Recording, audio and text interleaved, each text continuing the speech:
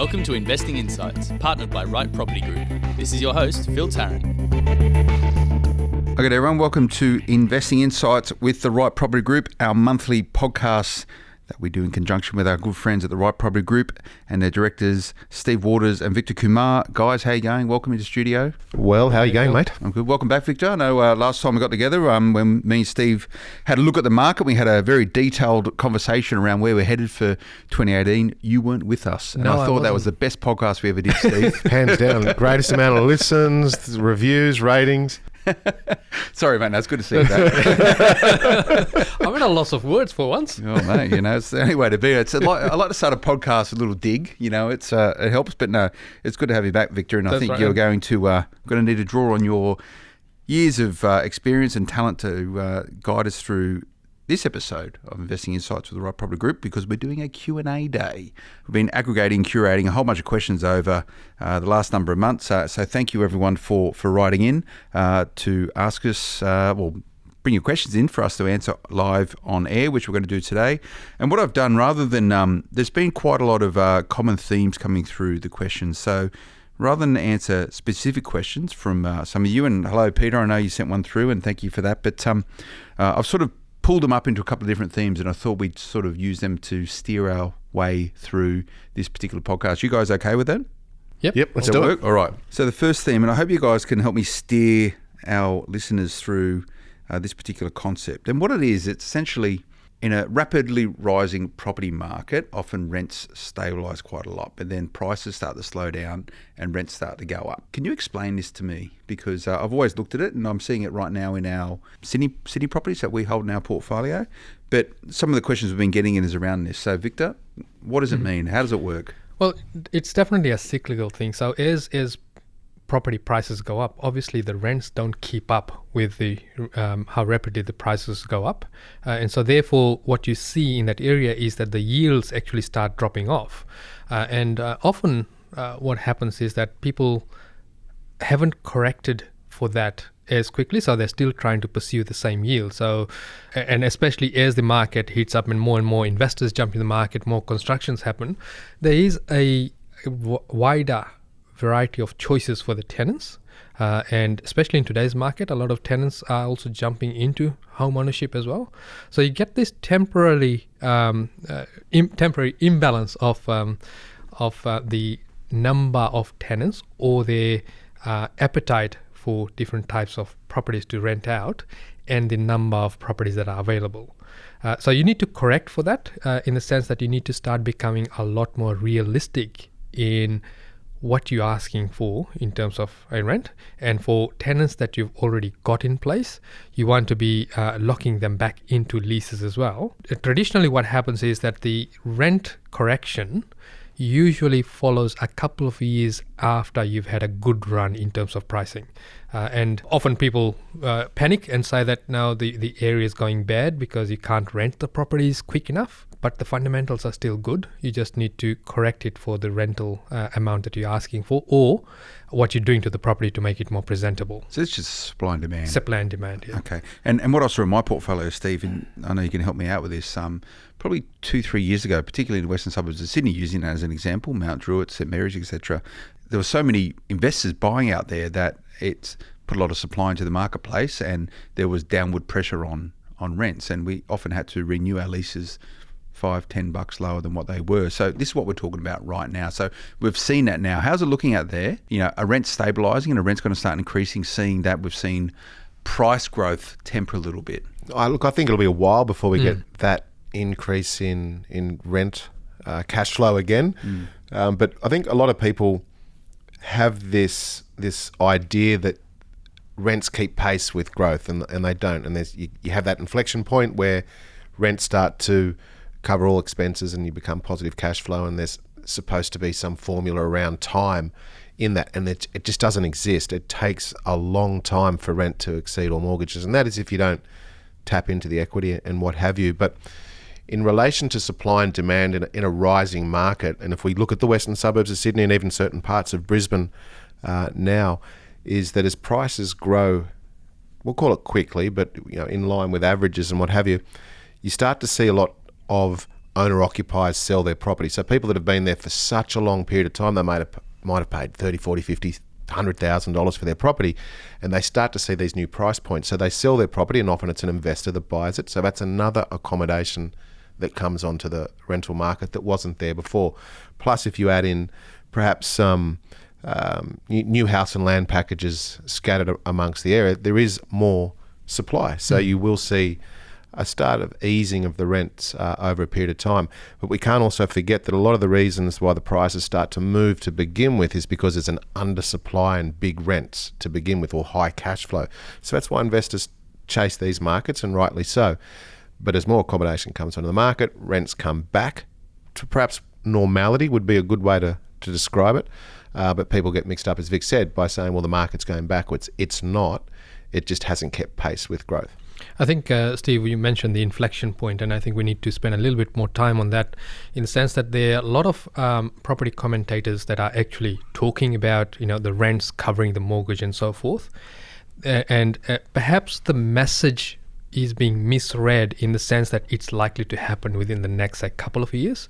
The reality of it, so let's say you bought a property today, the reality of it would be that the inflection point would probably come one, maybe two property cycles down the track, because that's how long it takes for the rents to actually catch up. So if you are investing in property and you are hoping that within, say, 2-3 years that your rent will far surpass your outgoings, especially in the Sydney market, you're going to wait for a little while. Yeah, you probably wait for at least 2 cycles. So a lot of people that have bought properties, say in the early 2000s, definitely they've gone past that inflection point. And those that are buying now, they've got a little bit to wait. Well, even if you look at, like, if I take my first property, or one of my first properties, and same with you, Vic. So mine was, I think it was $105,000, just down the road from one of yours. Big Phil. spender. Massive spending. It's Which year was this? I don't remember now. It's like 2000 or Probably something back like in that. the 70s, right? Yeah. But at that point in time, the rent was $105,000. The rent was $140 or $50 a week for that property. Now, let's assume that I just had 100% debt on that. So I reached back in and I recycled my initial deposits or my capital back out, so that it sits at 110% rent, 110% mortgage. The rent on that today is $350 a week. Now, if I assume that was still 110% debt, so let's say $10,000 mortgage, it would be positive. Self-sufficient, yeah. Yeah, but not enough for me to retire on, even if I had 10 of them. So that this inflection point has taken many, many years, and that's in today's interest rate. So if it goes up to 6% or 6.5% cost of money, my profitability from that property in terms of cash flow would have eroded. So when people talk about a higher asset valued property, so let's say $750,000, and people want to follow the strategy whereby that inflection point is sooner rather than later, they're going to be in a world of hurt, I believe, if rates go up, and if they haven't got their timing, as you say, 2 cycles, not right. 1 cycle, not and 5 years. 2 cycles can be 20 any time. 20 years. years. Yeah, 20 years could be 5 years. Yeah. And just to clarify, Steve, the property you're talking about, it's not in Whoop Whoop, it's in metropolitan Sydney. It's in the western suburbs of Sydney. That's right, yeah. There you go. So this whole sort of rents following price growth it's different for everyone, depending on how large your portfolio is, what your debt level is, all this sort of stuff. It's just the way it works. That's right. And it comes out of cash flow. It's purely a cash flow thing. So is this dynamic going to influence the way in which you can continue to hold a portfolio or grow your portfolio? That's what we're talking about? Yeah, 100%. Anyways? Okay. Yep. Okay, so I hope we've dealt with that okay.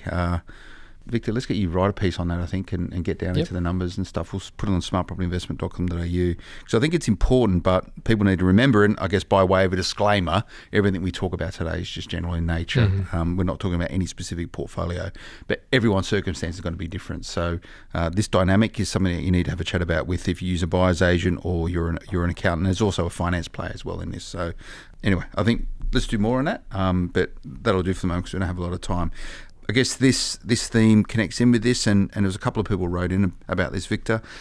Should I fix my interest rate right now, considering the current market? Well, the first thing that you need to understand is you're betting against the bank. They've got a larger research arm, and even they don't know where the interest rates are likely to head. Yep. So, by saying that you're going to fix and thinking that you're going to have the upper hand, that's probably the wrong way to approach it.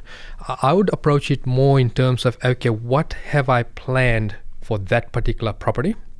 And am I going to do a development on it? Am I going to do a renovation on it? Am I going to put a granny flat on it?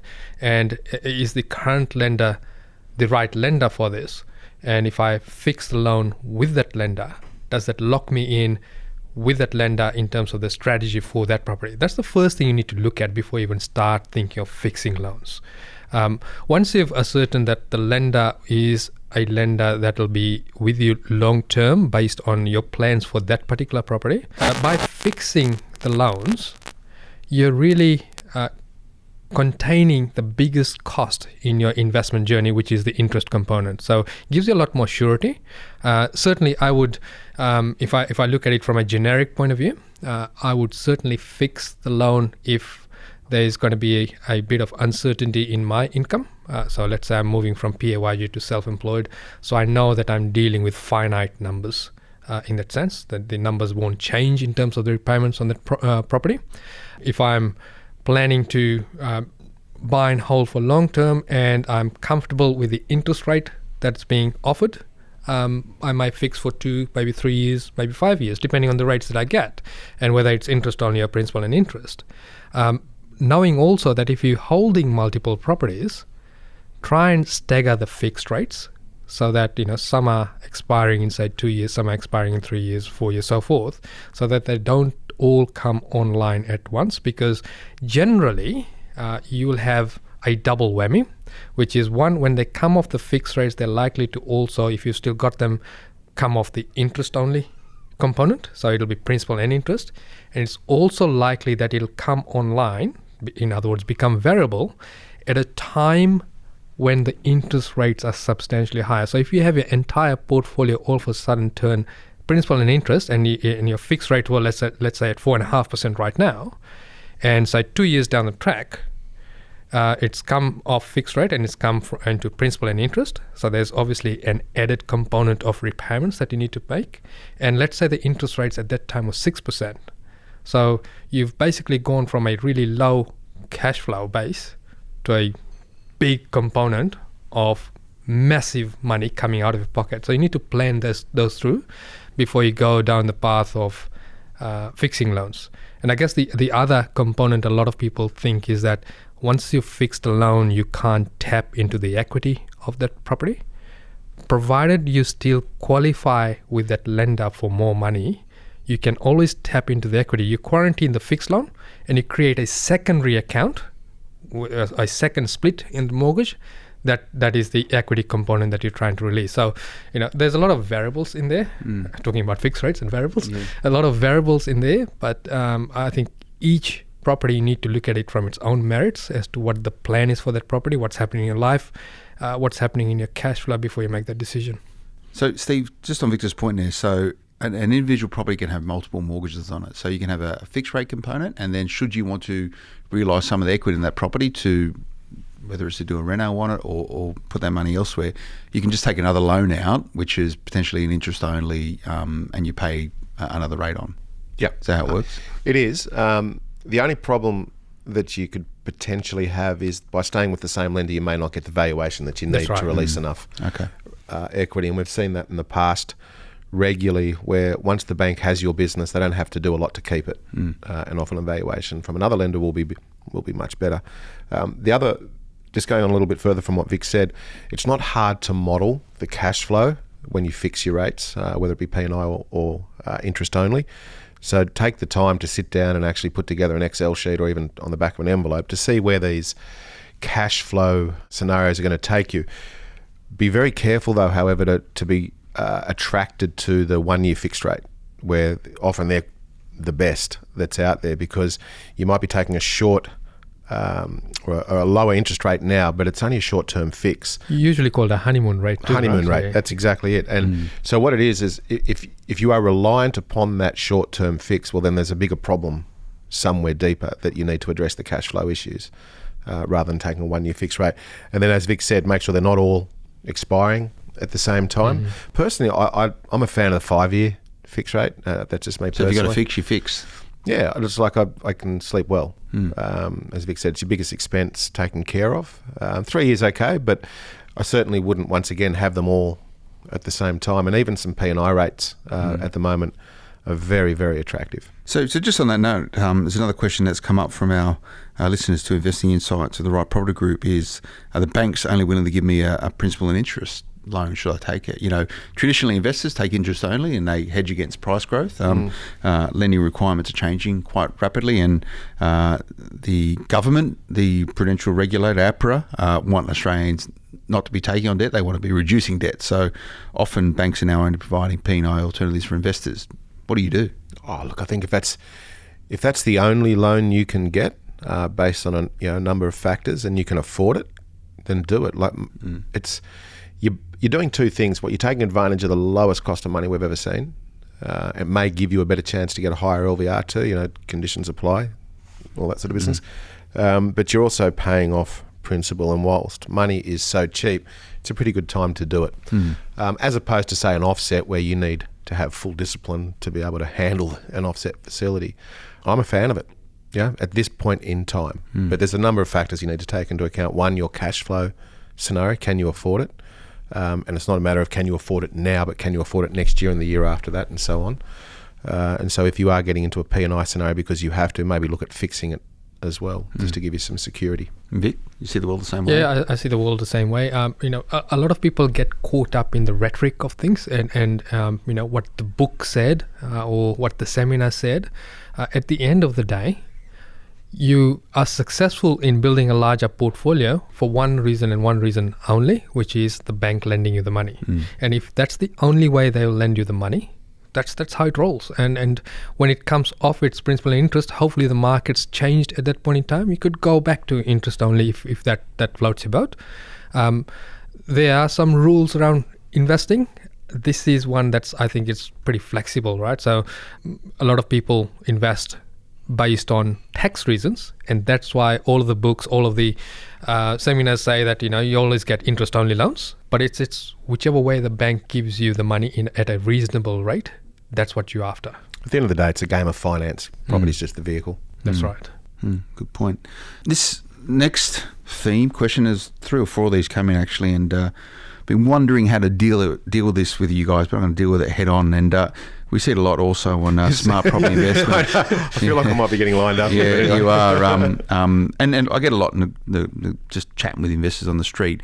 It's this whole thing around why should you pay a buyer's agent to do a job that you can do yourself? So that's a good question. You guys are in the studios. Yeah.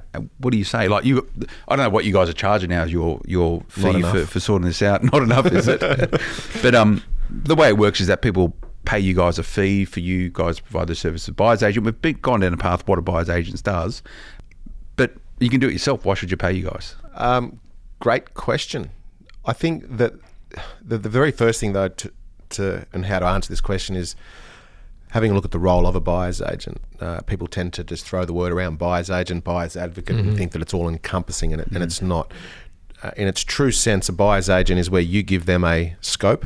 I want the 4-bedroom house with a purple roof on the moon, and the buyer's agent's job is to go and get that. Yeah.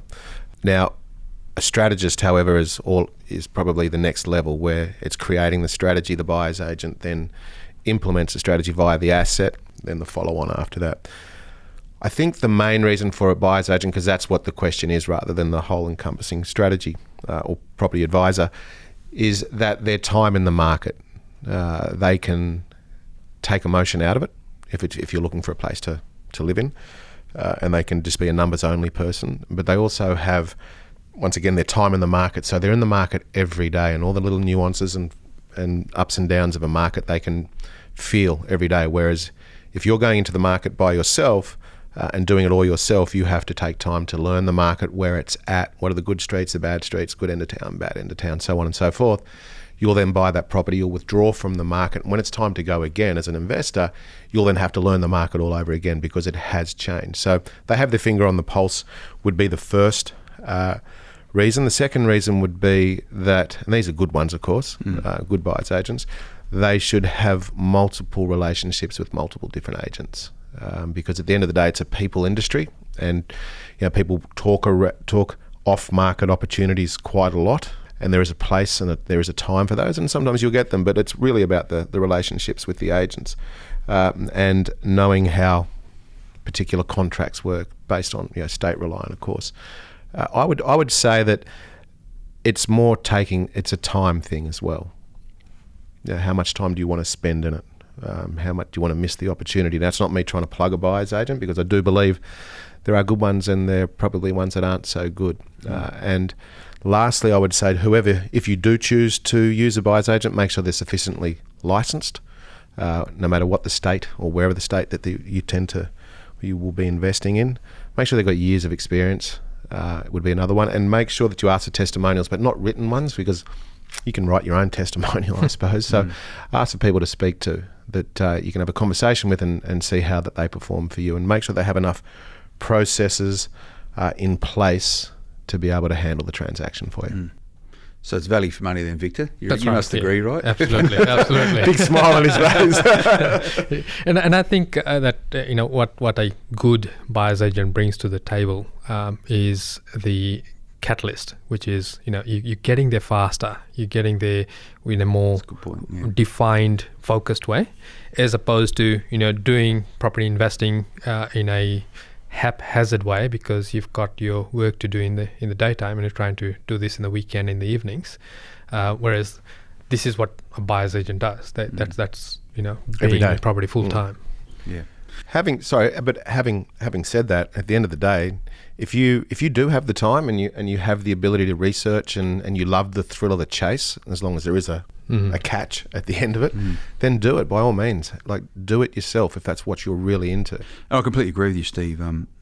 We speak. Me personally, I'm pro buyer's agent. I'm pro buyer's agent because of my circumstances, and I love the chase, but I don't have the time to be in the market, so I'm happy to pay that fee for advice. But to echo your thoughts, Steve, go out there and do it yourself. It's good fun, and I chat with investors all day, every day, who go about doing this themselves and don't use a buyer's agent, and they do very, very well. 2 points I'd make is that number one, it's a fair question to ask what you're getting for the money that you give to a buyer's agent, and if you're shopping around for a buyer's agent, I recommend you ask that question exactly. What are you getting for the service? But point number two, and this is important from a property investor's perspective, not all buyer's agents are created equal. Some buyer's agents, and for you that are familiar, I sit on the board of PIPA, which is the Property Investment Professional Australia, so does Steve. Not all buyer's agents are created equal, and some buyer's agents might just be a vehicle for selling off-the-plan properties and taking commission there. So I don't want to drill down into that too much today, because it's spoken about and written about a lot. But make sure, if you are using a buyer's agent, that they actually an advocate who is looking after your interests and not the interests of someone else. And that someone else might be a property developer or a project marketer or someone else like that. Correct. Is that fair, Steve? It's 100%. And it would have been remiss. I'm glad you mentioned PIPA, because it's a major part of a code of conduct that we all operate by. Yeah. I think there are a lot of buyer's agents or strategists out there, or pop-up buyer's agents or strategists that are out there that perhaps haven't been around for enough cycles to really know what happens in a normal market. Because let's be really fair here, today's market, especially what we've experienced over Sydney for the last 5 years, is above and beyond normality.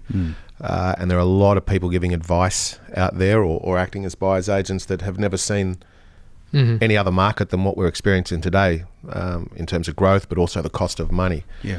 So it's about how the property, or is the person giving you that advice, know how the property is going to perform in a not so good market. Have they gone through the journey themselves? Have they gone through the journey themselves? So that's a scar tissue, right? And hurt money and made a lot of mistakes. Yeah. Because I guess anyone could have been a good buyer's agent in Sydney over the last sort of 5 years, right? It's pretty hard to get it wrong. 100%. You could have thrown a dart at the suburb board and you'd have done all right. Okay. I think we did all right there. Interesting question. If you ask me, I'm editor at smartproinvestment.com.au, happy to give you some more insights into it, but I thought you guys dealt with that reasonably. Only reasonably? Right. Yeah. Only reasonably. Good enough for today. Yeah. But you're a reasonable editor. It is. Don't get carried away. I'm an adequate editor. Sorry, adequate. Question answers. But go and ask that question. Make sure you're getting value for the money you do spend if you choose to use a buyer's agent. If you don't want to use one, great, go out and have some fun, enjoy the game. Next question, this is another theme, and in the context of my portfolio, I think about this myself. Essentially, the theme is, or the question is, are the properties you are buying today, i.e. you guys as buyer's agents, the same as what you were buying 10 years ago? Are they the same? Fundamentally, short answer, yes. Okay. Yeah. And that's how I look at my portfolio. Are the properties I'm buying today in my portfolio the same as the properties I was buying when I started investing in property? And fundamentally, they are. They're in different locations. They've got often another zero on the end of them, but they're because of the nature of the markets. But they're fundamentally the same properties, i.e. under market value properties with propensity for growth. And it's different price point because 10 years ago they were cheaper, but fundamentally they're the same. Our strategy is all our clients know, and those that are perhaps new to the podcast wouldn't know, but our strategy is around affordability. Affordability wins every time, whether it's a good market or a bad market or a normal market. And so we look for properties and areas that will always offer affordability, whether it be a price point for purchase, but also rentability, which is very, very important because it's your cash flow at the end of the day. But 10 years on, we'll be paying a different amount of money. It'll still be affordable, but relative to that market at that point in time. Now, that's the base portfolio, the foundations of a good portfolio. As you get more experience, you will tend to purchase different things. So if I look at your portfolio, they're still affordable, but you're buying multiples now, so blocks of units and what have you. So it's a graduation process, isn't it? It is. But you do your apprenticeship and you graduate into something good. Yeah. Exactly. But you just don't want to go into the whole thesis. We're going to go down that that line. Steve, don't get in the academics. I know, right? Don't try and sound smart. It doesn't suit you. Isn't he a radiographer? He was refreshed. That's why he missed last podcast. He went a little hard on himself. But what I would urge is don't get lured into a greed and ego scenario and start to want to be this massive developer. Or if you keep developing, you will lose. Sooner or later you are going to lose, and you're going to lose big time. So I'm going to expand this question out, the liberty of being the host or co-host of this show, into an extension to it, Victor, and that is it's still the fundamental question, but it's different. So the properties you're buying today are the same as 10 years ago? Yes, they are, because they're still the same.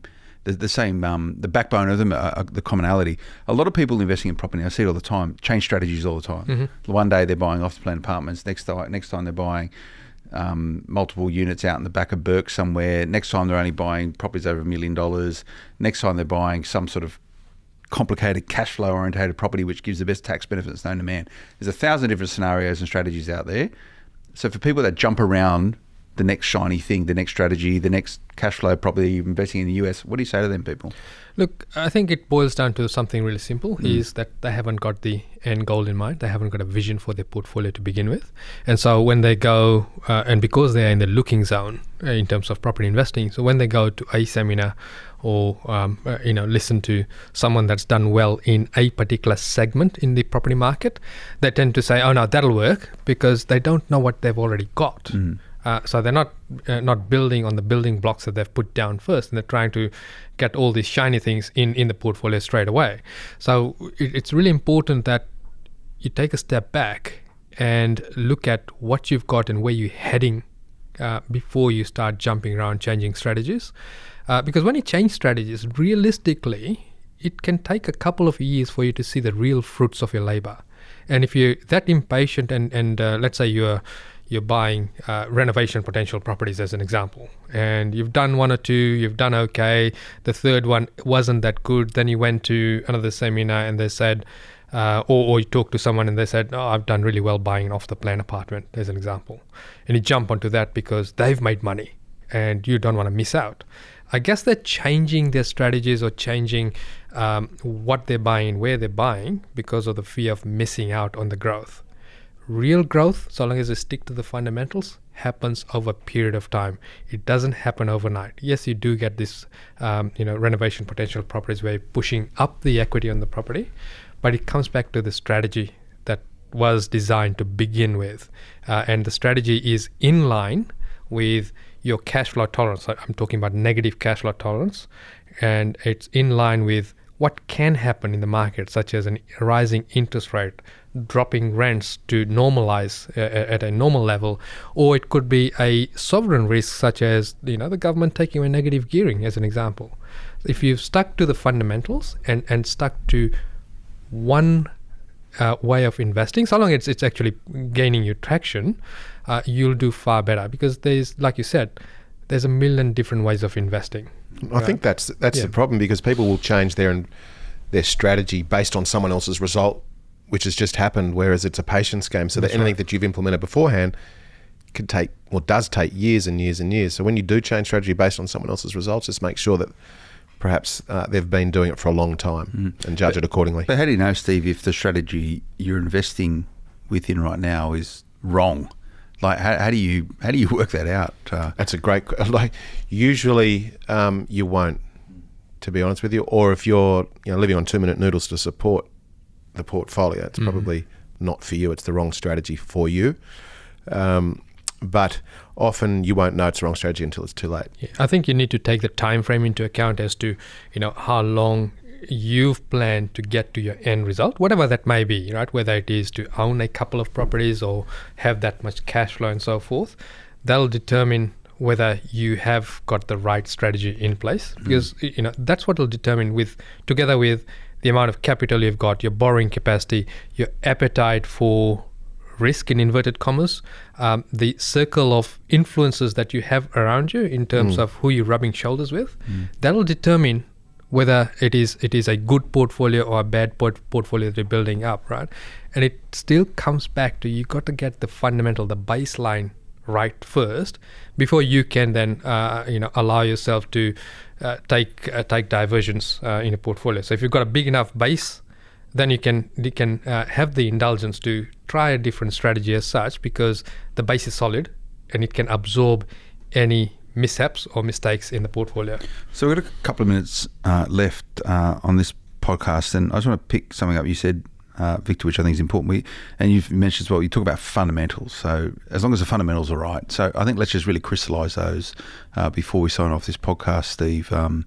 What are the fundamentals, irrespective of your strategy, or are the fundamentals connected to a particular strategy? I think anyone listening to this podcast would have had some sort of research beforehand, or had an idea that they want to get into property if they're not already in there. So they should know the fundamentals and the basics, infrastructure, supply, demand, all that sort of good stuff, which we know about. But for us, supply and demand, we look at it a little bit further. Supply and demand. The fundamentals, we look a little bit further. For us, it's about consumer confidence, because everything's a derivative of. Supply and demand goes without saying, and the price of money. Okay. Don't get too bogged down into how many bus stops there are on a street and things like that. As long as you're in a fundamentally correct metropolitan area, those three things that I've mentioned should take care of everything. The fundamentals for property investing, Victor, irrespective of the strategy you use, you want the property to go up in value, and hopefully you want it to not cost you too much to hold it over time, right? So that's the vision, that's the goal, that's the objective. And the fundamentals Steve's spoken about are the things which will help you achieve that. Absolutely, goal. It would. And the other thing to add to that, which is what both Steve and I look at, is the liquidity factor, right? So there's three types of liquidity we're looking at. First of all is the liquidity in terms of finance. Is this property or is this area such that most lenders will lend money on it? So it could be a high rise in the inner city apartment, which is a size of a postage stamp. You struggle to get lending across all lenders, right? Then there's the liquidity in terms of the rental market. Can you rent this out, and is there a tenant market out there for this property?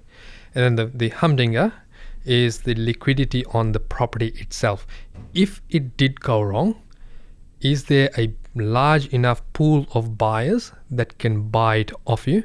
So in other words, you don't go to the high end of town and buy $1 million property and expect to be able to offload it really quickly if things go wrong for you. Nothing wrong with buying $1 million property. It's just the cash flow and the affordability factor. And as Steve mentioned, we prefer to buy properties in the metropolitan areas in the affordable corridors. And the reason for that largely is the liquidity factor. And even in a slow market, you'll still be able to offload that property and live to fight another day. So based on affordability, then you're saying that it's affordable for people to rent, number one. It's affordable for people to buy if they're an occupier, or that it's affordable for another investor to pick it up because of its fundamentals that should continue. Correct, and it's also affordable for you to hold on to the property. So the negative cash flow which the property is the key. Yeah, that's right. Yeah. The negative cash flow the property brings is linked to your financial fingerprint, not someone else's. It's linked back to your income and your lifestyle to say whether you can hold on to the property long term. Long term wins the game. And that's what we need to do is focus on the long term. Okay. And affordable means different things in Sydney to affordable to different things in Queensland or Brisbane. So affordable in Sydney right now is what? Yeah, 600. 600 grand. Yeah. Affordable in Brizzy today is 350, But like, even though we say 600 in Sydney doesn't mean that you should be buying at this point in time. Yeah. It's about where your money will work better for you. But affordable also might mean $1 million in a different area. Yeah, absolutely. It's whatever you're comfortable with. Okay. I've enjoyed that. Question and answers, Q&As. It's good. Thanks everyone for writing in, and the guys over at Right Property Group who have stuck all these together and give me these questions. Victor, we'll do another one in the future. How do people write in again? Absolutely. So if you just send an email to questions@rightpropertygroup.com.au, we'll pick that up, or just reach out on our Facebook page and send us a private message.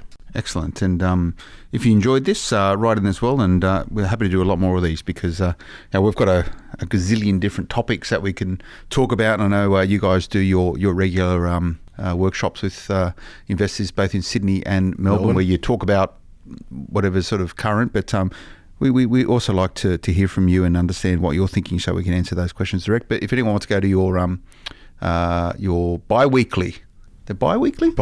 Monthly. Buy two? Buys too. Bi-weekly. You do one in Sydney, one in Melbourne. So where are they? What are they? Sydney's the first Tuesday of every month. First Monday or Tuesday. Yeah. And Melbourne is the last Thursday. And you just get together and talk property. Yeah, we have different subjects and guest speakers and what have you. Okay. And we encourage. It's more like an open forum, so we encourage questions from the floor, so to speak. Very relaxed atmosphere, and we'll take on any subject that you want to throw at us. How do you register those, Vic? Sorry? Did you go to Facebook? Just go to our Facebook page. So if you want to keep tabs of when the next one is, just like our Facebook page, you'll then get notified of when the next one's up and running. Cool. Nice one. All right. Thank you. Enjoyed that. We'll be back next time.